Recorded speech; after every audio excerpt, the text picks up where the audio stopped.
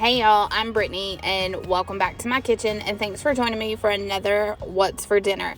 I hope you enjoy these 3 recipes and try them out.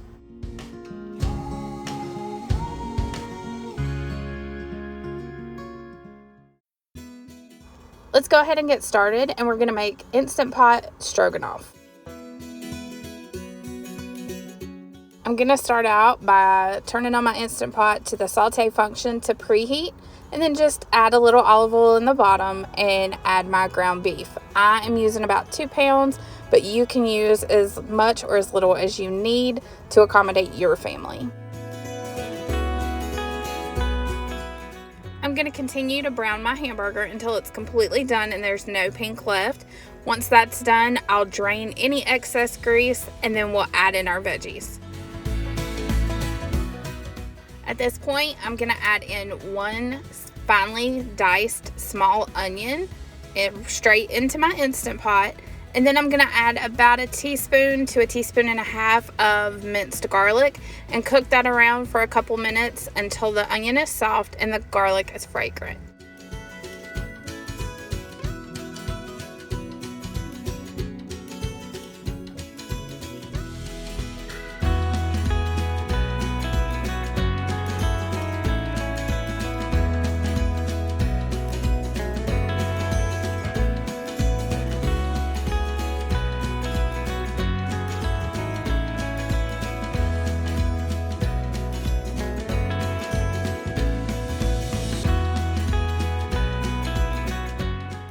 At this point, the recipe does call for you to add in about a tablespoon to 2 tablespoons of flour, but I completely forgot and my meal still turned out perfectly fine.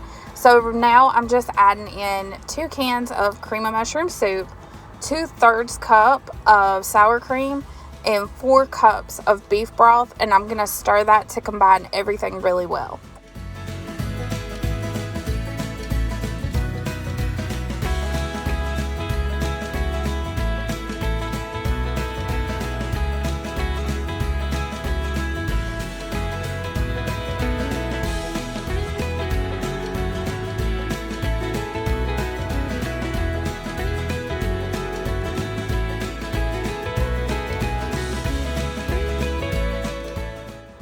Now at this point, I'm just going to add in about a bag to a bag and a half of extra wide egg noodles. You could absolutely use less than this. I probably should have only used 1 bag, but it's okay. I was trying to accommodate feeding a family of 5. You live and learn. But from there, you'll put your lid on, we'll turn it to seal, and set the pressure to high, and our time is only 2 minutes. But it does take about 10 minutes for it to come up to pressure, and then it only takes 2 minutes to cook. This was a 10 out of 10, and everybody loved it. The next meal that we're having is $1 Million baked spaghetti, and this is the perfect way to use up any leftovers or little bits of stuff that you have in your fridge. I had some leftover spaghetti sauce that I'd already made with some ground beef, some Italian sausage, some pepper, like green bell pepper, some onion, and then just my favorite jar of sauce. So I've got that heating on the stove, and I just brought a pot of water to a boil and added some salt into that, and then put my noodles in there to cook, and we'll just cook them till they're al dente. While I've got the spaghetti sauce heating on the stove and my noodles cooking in the pot on the stove, we're just going to make the cheese filling for the baked spaghetti. And all it is 1 block of softened cream cheese, a 1/3 cup of sour cream, and 2 cups of mozzarella cheese mixed very well. I like to blend or whip the cream cheese first and then add in the sour cream and the mozzarella cheese.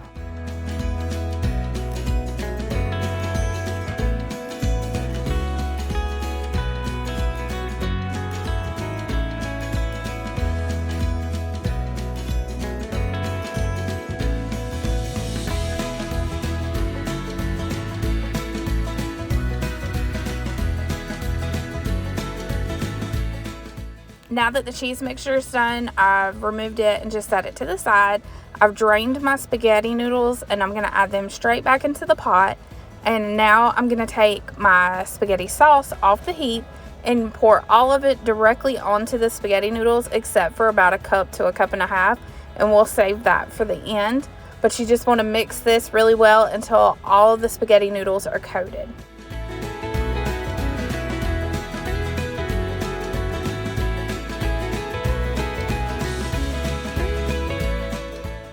As you can see in the bottom of my casserole dish, I have already put 4 tablespoons of butter just cut up, and then I'm going to layer on half of my spaghetti and sauce mixture.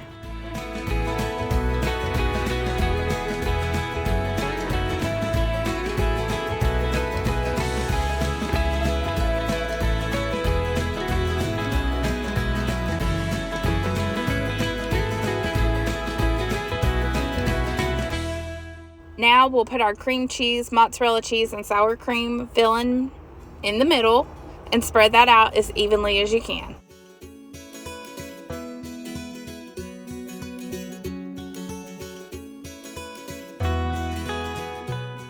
Once you've got the cheese mixture down, go ahead and add your reserved spaghetti and sauce mixture, and then we'll add that remaining sauce that we saved at the beginning. And then you'll just sprinkle with mozzarella cheese and Parmesan cheese, top with 4 tablespoons of butter cut up, and then we'll cover it and get ready to bake it.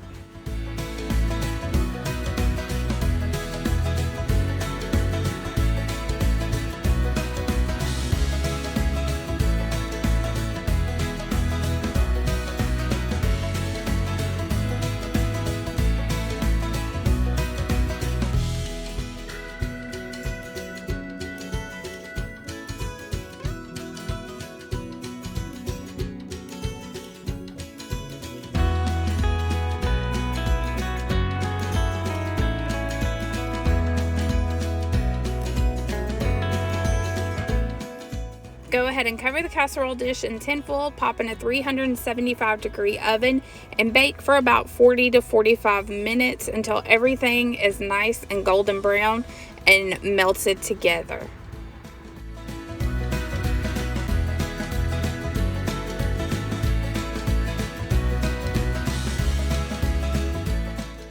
This meal was highly enjoyed by my family. My kids loved it, and this is the perfect dish to take to a church function if you have to. Our last and final meal is Philly cheesesteak crescent bread braid. If you have followed me on TikTok, you know I love anything that I can shove inside of bread. To start this meal, we're just going to go ahead and prep our veggies. I am just cutting up, and I'm going to slice up a green bell pepper, and then I'll dice a small onion.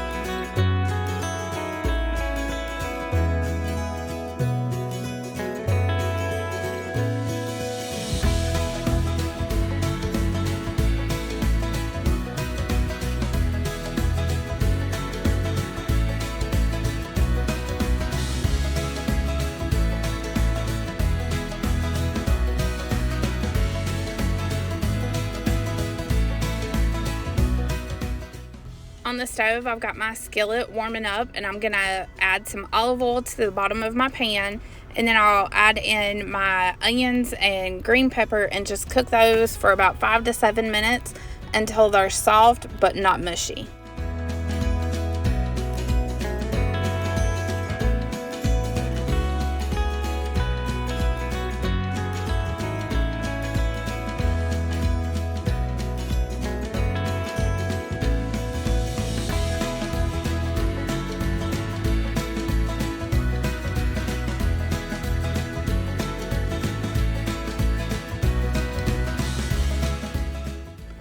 So my onions and peppers are done, and I've took them off the stove and just set them to the side. On a cookie sheet, I have just lined it in tinfoil, sprayed it with some vegetable spray, and now I'm adding a crescent dough sheet to my pan. You can absolutely use regular crescent rolls and just press the pieces together to create one large sheet. But from there, I am going to roll it out and cut slits down the side so I can make my braid.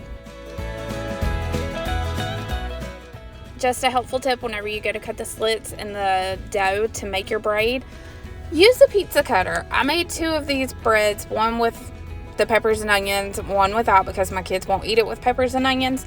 But this one I used my knife and it was so much harder. So absolutely use a pizza cutter, but just cut slits evenly down each side so when we add our filling in, we can cross it over to make a braid.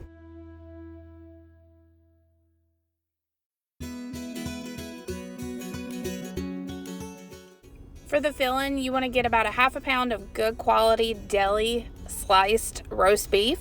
Just place that all down the center. It doesn't matter if you have to layer pieces on top of each other, the more the better in my opinion. But then we're going to add in our cooked onions and peppers directly on top, and then we'll top it with sliced provolone cheese.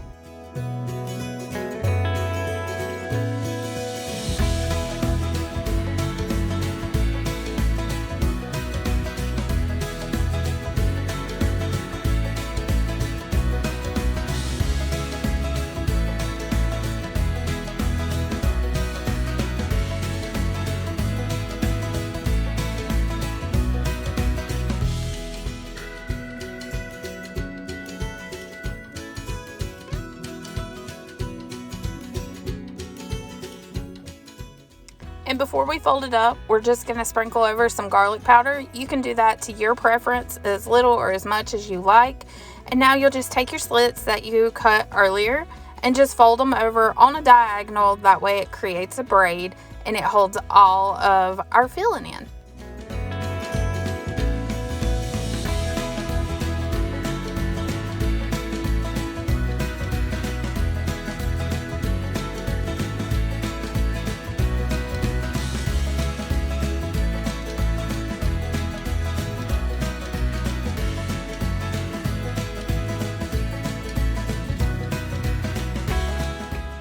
Before I put this in the oven to bake, I'm just going to make a quick little egg wash, which is just egg and water and mix together, and just brush that over the top of my bread dough or my crescent dough, and then sprinkle over some more garlic powder, and then we'll put it in a 375-degree oven to bake for about 20 minutes.